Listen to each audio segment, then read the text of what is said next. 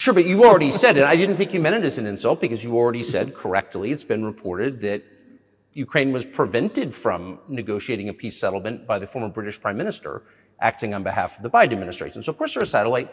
Big countries control small countries. That's not new. And that's why I asked about dealing directly with the Biden administration, which is making these decisions, not President Zelensky of Ukraine. Ну, если администрация Зеленского на Украине отказалась от переговоров, я исхожу из Well, того, что if the Zelensky administration in Ukraine refused to negotiate, I assume they did it under the instruction from Washington. If Washington believes it to be the wrong decision, let it abandon it. Let it find a delicate excuse so that no one is insulted. Let it come up with a way out. It was not us who made this decision, it was them. So let them go back on it. That is it. However, they made the wrong decision, and now we have to look for a way out of the situation to correct their mistakes. They did it, so let them correct it themselves. We support this. So I just want to make sure I'm not misunderstanding what you're saying. I don't think that I am. I think you're saying you want a negotiated settlement to what's happening in Ukraine.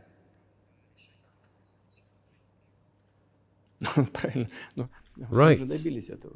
And we made it. We prepared a huge document in Istanbul that was initialed by the head of the Ukrainian delegation.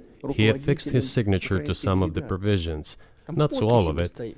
He put his signature and then he himself said, "We were ready to sign it and the war would have been over long ago, 18 months ago.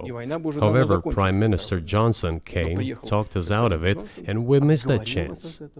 Well, you missed it, you made a mistake.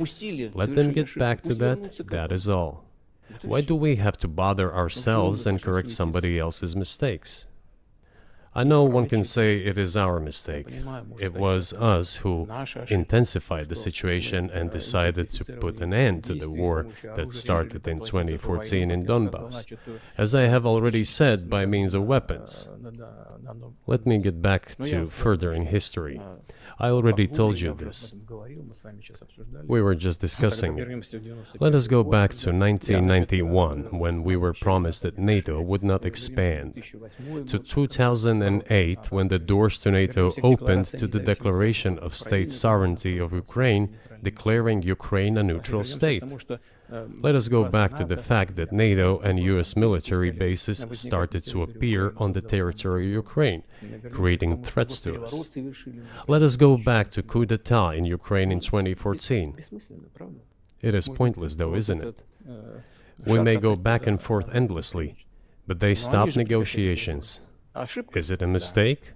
Yes. Correct it. We are ready. What else is needed? Do you think it's too